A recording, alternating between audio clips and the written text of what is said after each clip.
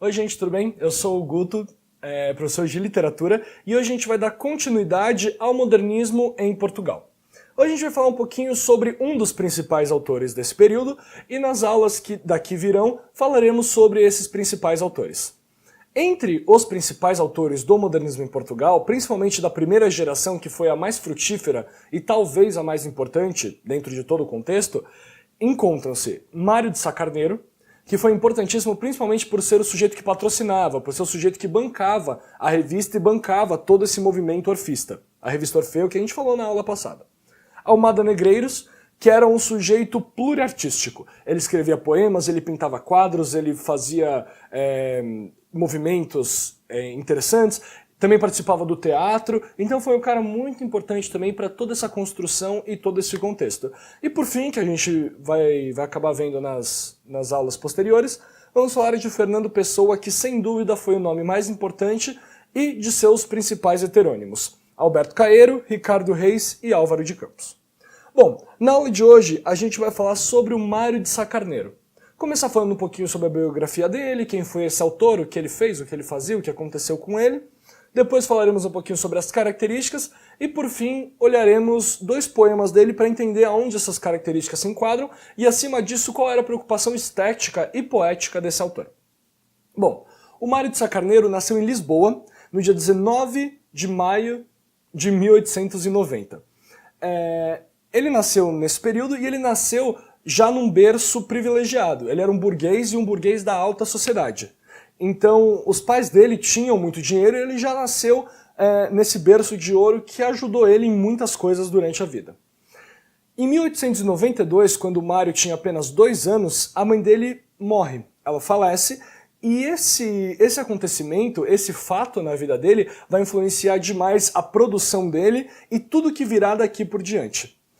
Esse pessimismo, essa ausência, essa solidão vai estar muito presente, principalmente por conta da falta dessa figura materna e por conta da relação complicada que o Mário tinha com seu pai.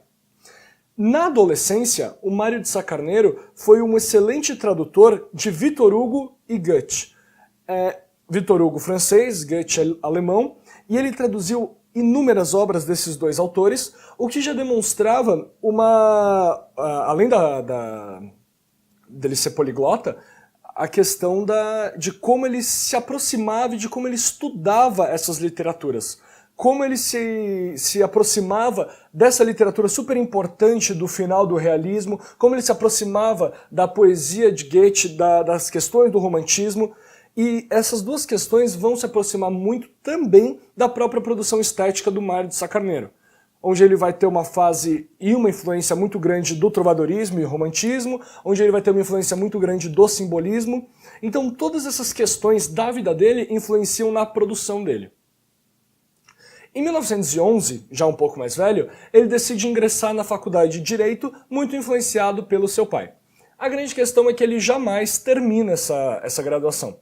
Ele inicia, e é lá que ele conhece Fernando Pessoa. É lá que ele começa essa amizade que vai dar um grande fruto para toda a literatura em língua portuguesa.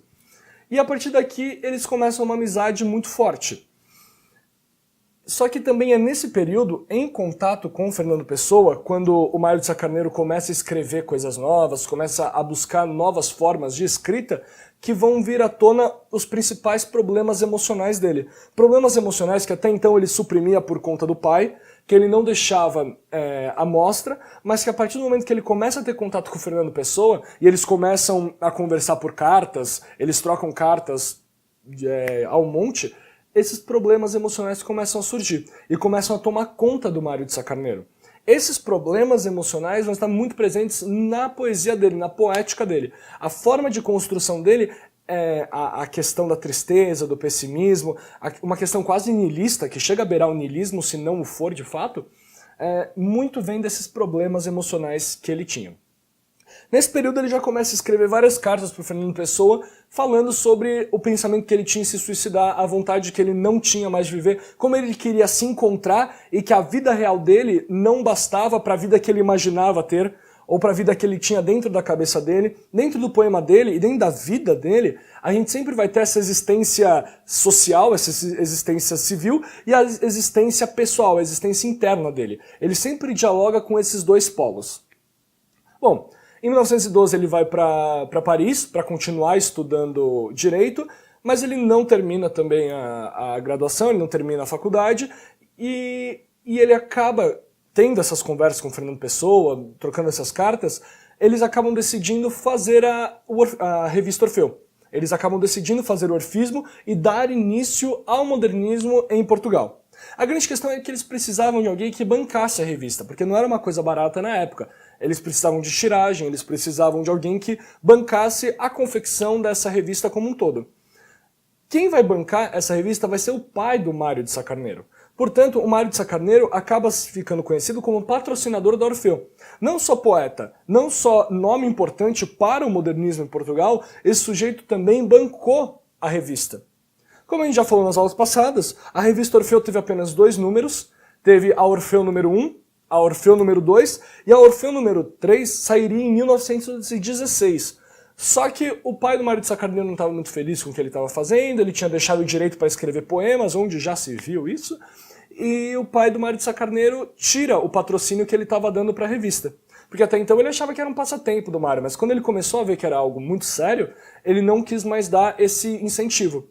E uns dias antes do Mário de Sá Carneiro se suicidar de fato, ele manda uma carta para Fernando Pessoa, dizendo que a vida dele não fazia mais sentido sem a revista Orfeu, que o que estava dando significado na vida dele era a poesia, era o poema, sem esse poema ele não tinha mais como viver a vida que ele queria, ele só podia viver a vida real. E essa vida real não bastava para ele. E desse modo ele comete suicídio num quarto de um hotel em 1916.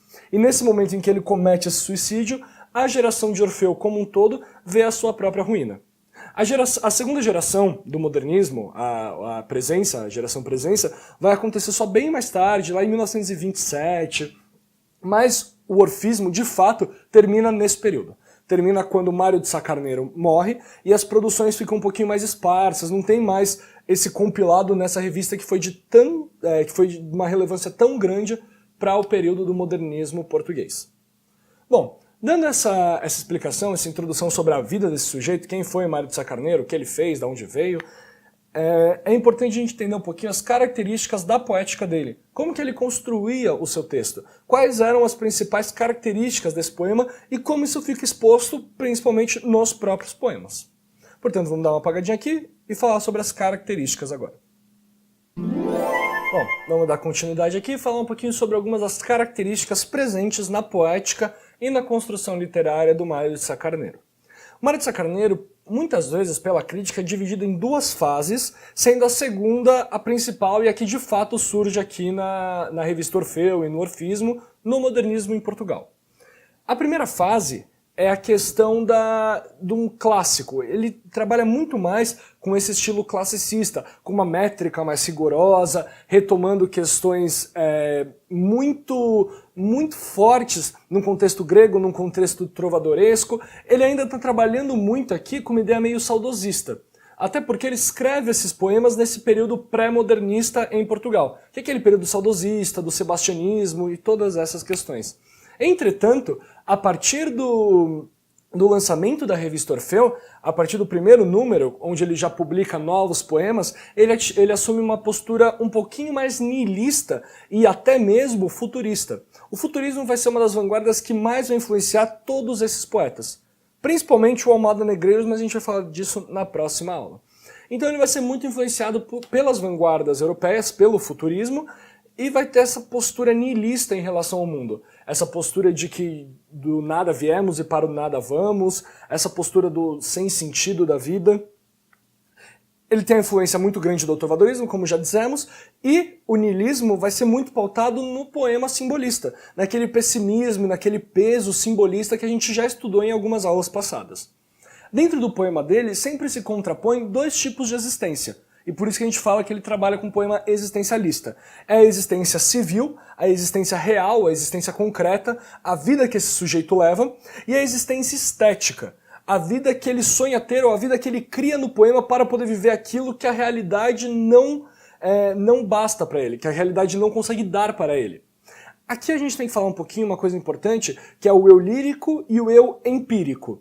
O eu empírico é o autor enquanto autor, é o sujeito, a pessoa, que acorda de manhã, que come, que vai ao banheiro, que faz as coisas mundanas, paga contas e dorme. O sujeito estético já é a voz do poema, é o sujeito criado para se falar no poema, é dele que saem todos aqueles sentimentos, é dele que sai toda aquela questão, é quase que um personagem. Qual que é a grande questão? O Mário de Sá Carneiro confundia a sua existência civil com a sua existência estética. Para ele, a existência civil precisava ser transcendida, ela não fazia mais sentido. E para ele, a vida era a existência estética. Para ele, a vida que ele criava no eu lírico era a vida que ele tomava para si como realidade. Então é o poema criando uma nova forma de se viver, é o poema criando uma nova realidade, uma realidade onde o sujeito pode ser algo que não ele mesmo. Então isso é muito importante. A gente já consegue observar, tanto pelo trovadorismo como pelo simbolismo, a questão da existência, o culto da emoção, que é um poeta essencialmente subjetivo. Ele trabalha muito com a questão da subjetividade, com a questão dessa emoção, e que a vida e o mundo são essa emoção, a vida e o mundo são essa estética. Dentro disso, acabam surgindo temas dentro da poesia do Mário de Sá Carneiro, que acaba transitando entre o absurdo e a loucura. Porque você não sabe até que ponto aquilo é uma criação de fato do poema, da voz do eu lírico, daquele que fala no poema, e a partir de qual ponto aquilo é a crença real do eu empírico, do eu civil daquele poeta. Isso acaba dando alguns contornos de loucura para esse poeta.